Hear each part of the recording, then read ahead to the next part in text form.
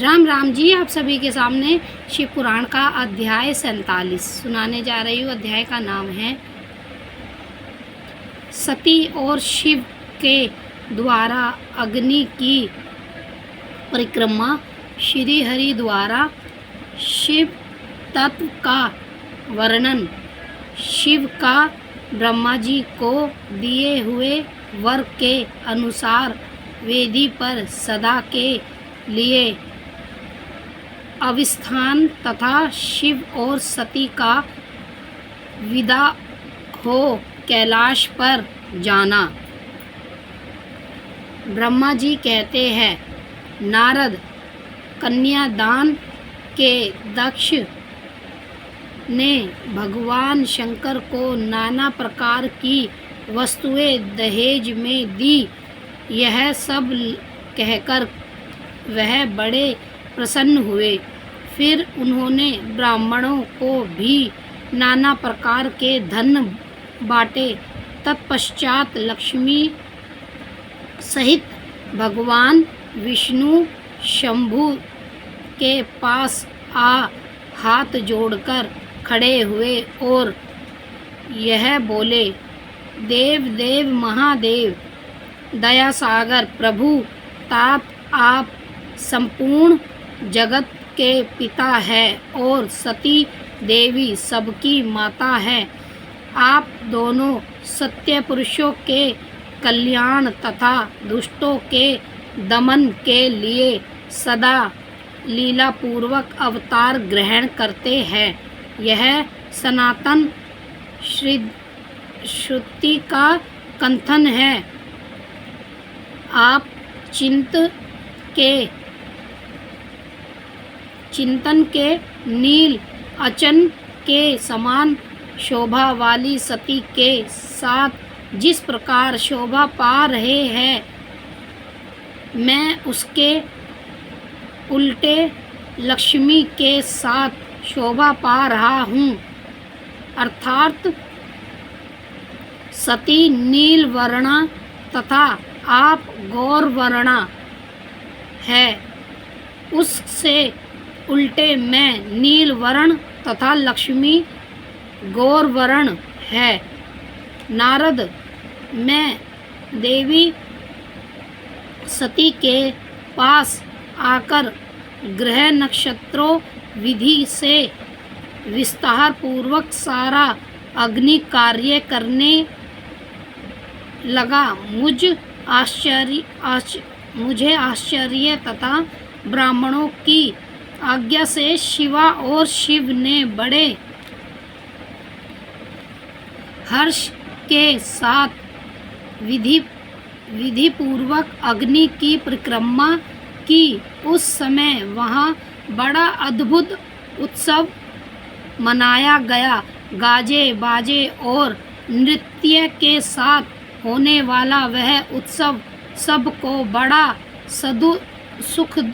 सुखद जान पड़ा। तदनंतर भगवान विष्णु बोले, सदाशिव, मैं आपकी आज्ञा से यहाँ शिव तत्व का वर्णन करता हूँ। समस्त देवताओं तथा दूसरे मुनि अपने मन को एक ग्रह करके इस विषय को सुने। भगवान आप प्रधान और अप्रधान प्रकृति और उससे अतीत है। आपके अनेक भाग है, फिर भी आप भाग रहित हैं। ज्योतिर्मय स्वरूप वाले आप परमेश्वर के ही हम तीनों देवता अंश हैं। आप कौन, मैं कौन और ब्रह्मा कौन है? आप परमात्मा के ही यह तीन अंश है, जो सृष्टि पालन और संहार करने के कारण एक दूसरे से विभिन्न प्रतीत होते हैं। आप अपने स्वरूप का चिंतन कीजिए। आपने सदा ही लीला पूर्वक शरीर धारण किया है आप निर्गुण ब्रह्मा रूप से एक है, आप ही सतगुण ब्रह्मा है और हम ब्रह्मा विष्णु तथा रुद्र तीनों आपके अंश है। जैसे एक ही शरीर के विभिन्न विभिन्न अवयव मस्तक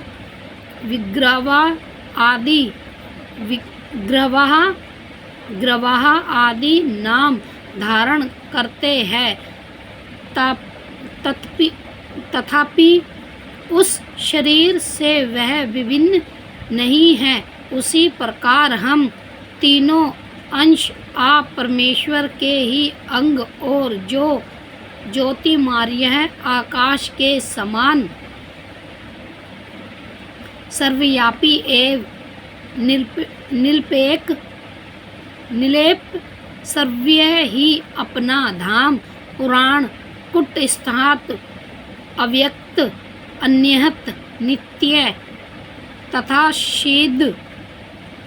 शीघ्र आदि विशेषणों से सहित रहित निर्विशेष ब्रह्मा है।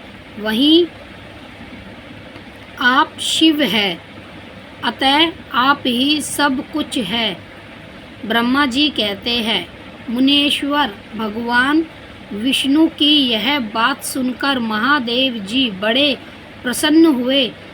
तदनंतर उस विवाह यज्ञ के स्वामी यजमान परमेश्वर शिव प्रसन्न हो लौकिक की गति का अक्षय ले हाथ जोड़कर खड़े हुए मुझ ब्रह्मा से प्रेम पूर्वक बोले। शिव ने कहा, ब्राह्मण, आपने सारा वैवाहिक कार्य अच्छी तरह संपन्न करा दिया। अब मैं प्रसन्न हूँ। आप मेरे आचार्य है, बताइए आपको क्या दक्षिणा दूँ। सुरश्रेष्ठ, आप उस दक्षिणा को मांगिए। महाभाग आदि वह अनंतियत दुर्बल हो तो भी उसे शीघ्र कहिए। मुझे आपके लिए कुछ भी आदर्य नहीं है। मुने भगवान शंकर का यह वचन सुनकर मैं हाथ जोड़कर विनीत चित्त से उन्हें बारंबार प्रणाम करके बोला, देवेश आदि आप प्रसन्न हो और महेश्वर आदि मैं वर पाने के योग्य हो तो प्रसन्नतापूर्वक जो बात कहता हूँ उसे आप पूर्ण कीजिए। महादेव, आप उसी रूप में आप इसी रूप में इसी वेद पर सदा विराजमान रहे, जिससे आपके दर्शन से मनुष्य के पाप धुल जाए। चंद्रशेखर, आपका सान्निध्य होने से मैं इस वेदी के समीप अक्षयम बनकर तपस्या करूं, यह मेरी अभिलाषा है। चैत्र के शुक्ल पक्ष की एकादशी को पूर्ण फाल्गुनी नक्षत्र में रविवार के दिन भूतल पर जो मनुष्य भक्ति भाव से आपका दर्शन करे उसके सारे पाप तत्काल नष्ट हो जाएंगे।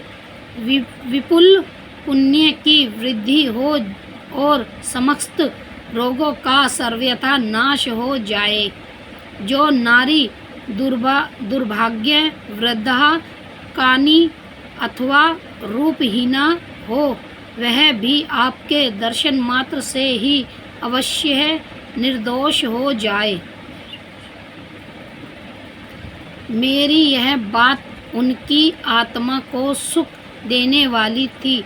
इसे सुनकर भगवान शिव ने प्रसन्नचित्त से कहा, विधात ऐसा ही होगा। मैं तुम्हारे कहने से संपूर्ण जगत के हित के लिए आपकी अपनी पत्नी सती के साथ इस वेदी पर सुर भाव से स्थित रहूँगा। ऐसा कहकर पत्नी सहित भगवान शिव अपनी अंश रूपाणी मूर्ति को प्रकट करके वेदी के मध्य भाग में विराजमान हो गए। तत्पश्चात सर्वजनों पर स्नेह रखने वाले परमेश्वर शंकर दक्ष ने विदा ले अपनी पत्नी सती के साथ कैलाश जाने को उग्रहित हुए। उस समय उत्तम बुद्धि वाले दक्ष ने विनय से मस्तक झुका हाथ जोड़ भगवान वृक्ष मध्यज की प्रेम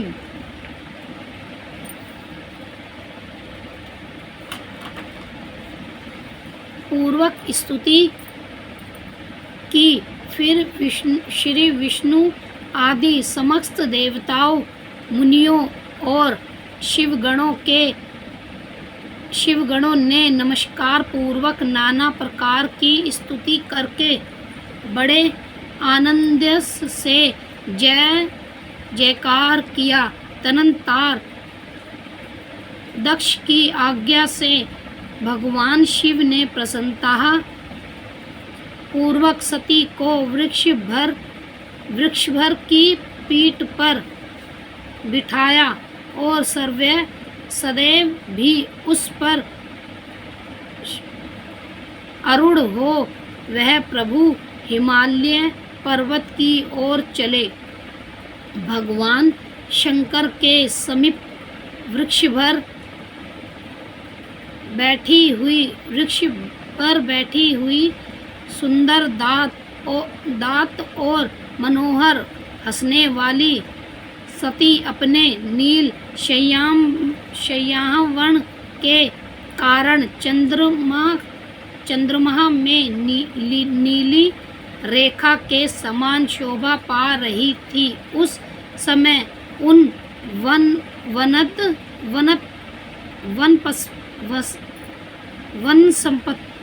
वनस्पतियों की शोभा देख श्री विष्णु आदि समस्त देवता, मरीचि आदि महर्षि तथा दूसरे लोग खड़े से रह गए, हिल डुल भी ना सके तथा दक्ष भी मोहित हो गए। तत्पश्चात कोई बाजे बजाने लगे और दूसरे लोग मधुर स्वर से गीत गाने लगे।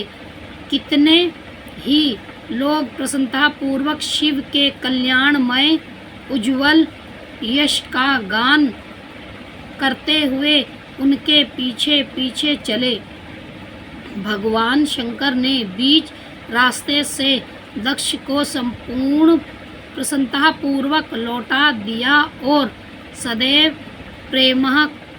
प्रेमाकुल हो प्रथम गणों के साथ अपने धाम को जा पहुँचे। यद्यपि भगवान शिव ने विष्णु आदि देवताओं को भी विदा कर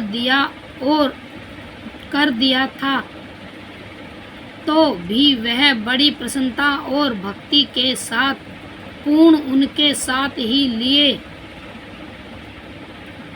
साथ हो लिए उन सब देवताओं, प्रथम गणों तथा उनकी पत्नी सती के साथ हर्ष भरे शंभु हिमालय पर्वत से शोभित अपने कैलाश धाम में जा पहुँचे। वहां जाकर उन्होंने देवताओं, मुनियों तथा दूसरे लोगों का बहुत आदर सम्मान करके उन्हें प्रसन्नता पूर्वक विदा किया। शंभु की आज्ञा ले वह विष्णु आदि सब देवता तथा मुनि नमस्कार और स्तुति करके मुख पर प्रसन्नता की छाप लिए अपने अपने धाम को चले गए। सदा शिव का चिंतन करने वाले भगवान शिव भी अत्यंत आनंदीय हो हिमालय के शिखर पर रहकर अपनी पत्नी दक्ष कन्या सती के साथ व्यवहार करने लगे। सुत जी कहते हैं, मुनियों, पूर्व काल में सर्वभावु मानवतनर में भगवान शंकर और सती का जिस प्रकार विवाह हुआ वह सारा प्रसंग मैंने तुमसे कह दिया। जो विवाह काल में यज्ञ में अथवा किसी भी शुभ कार्य के आरंभ में भगवान शंकर की पूजा करके शांति चित्त से इस कथा को सुनता है, उसका सारा क्रम तथा वैवाहिक आयोजन बिना किसी विज्ञा बाधा के पूर्ण होता है और दूसरे शुभ कर्म भी सदा निर्वेद्य पूर्व होते हैं। इस शुभ उपसंख्यान को प्रेम पूर्वक सुनकर विवाहित होने वाली कन्या भी सुख, सौभाग्य, सुशीलता और सदाचार आदि सद्गुणों से संपन्न साध्वी स्त्री तथा पुत्रवती होती है।